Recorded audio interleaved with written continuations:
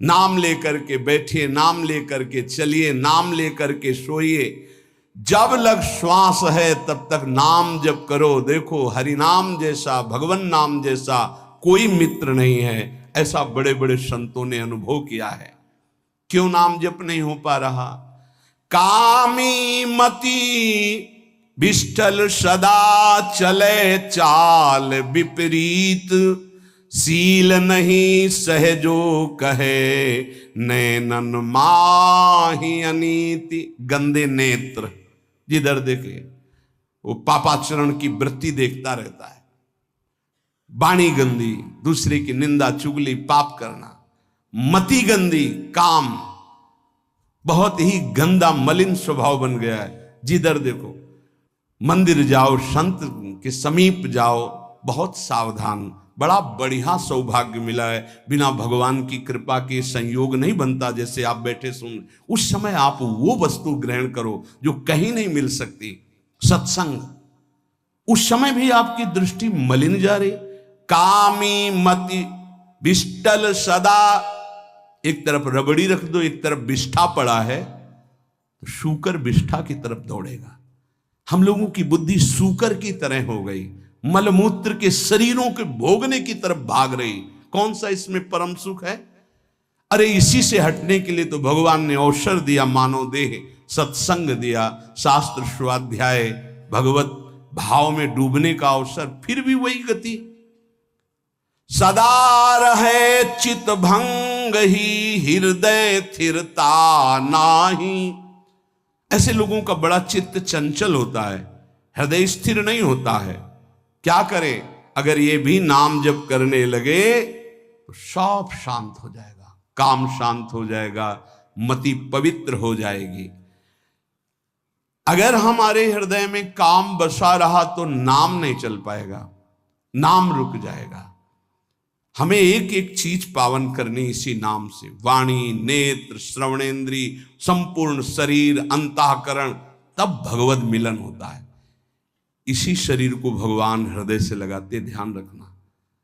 जब भगवान प्रकट होते हैं तो ऐसा नहीं है कि वो भाव में केवल प्रकट होते हैं। जैसे हम आप देख रहे हैं, हम आप मिल रहे हैं, ऐसे भगवान अपने भक्तों को हृदय से लगाते हैं।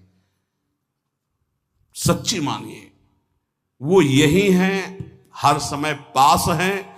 जिस समय हमारी इंद्रियां पवित्र हो गई, शरीर पवित्र हो गया, हृदय पवित्र हो गया, भगवान करुणा करके प्रकाशित हो जाते, माया का पर्दा हटा देते हैं।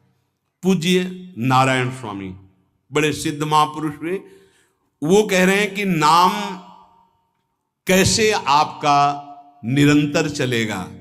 इसके लिए जिस वाणी से नाम जप कर रहे हो, यदि झूठ बोलोगे, अरे आश्चर्य होता है, झूठ बोल करके तुम सोच रहे हो हम संभाल लेंगे। नहीं नहीं, झूठ तुम्हारा नाश कर रहा है, तुम्हें पता नहीं।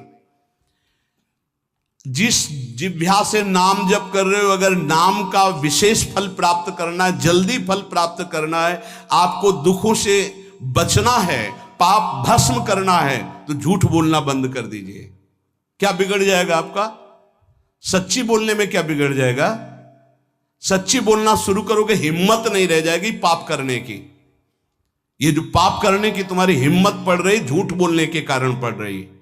नहीं, असत्य संपातक पुंजा, सबसे बड़ा पाप झूठ बोलना। उससे क्या होता है? हर चीज हम छुपाना चाहते हैं। किससे? उस सर्वज्ञ परमात्मा से, गुरुदेव से। नहीं, झूठ नहीं। नाम इसीलिए नहीं चल पा रहा। थोड़ी दिन नाम चलाएंगे, छूट जाएगा, क्योंकि आप झूठ बोलते हैं, पापाचरण करते हैं। अगर नाम को चलाना है तो नारायण स्वामी जी कह रहे हैं, पहली बात मौन का आश्रय लीजिए, कम बोलिए, अधिकतर चुप रहना सीखिए, तभी नाम चला पाएंगे। जो कार्य कर रहे हैं आप उस पर ध्यान दें, उस कार्य को एकाग्रता पूर्वक करें, वाणी को मौन रखें, उस वाणी से धीरे धीरे नाम उच्चारण करें। कम से कम 24 घंटे में 4 घंटे मौन का तो सबको अभ्यास कर लेना चाहिए।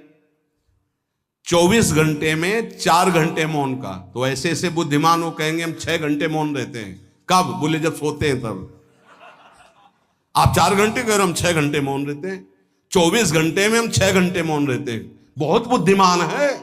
बोले आप 4 घंटे कहते हो, हम 6 घंटे मौन रहते हैं। तो कब आप मौन रहते हैं? बोले जब सोते हैं तो 6 घंटे सोते हैं, मौन ही रहते हैं उस समय।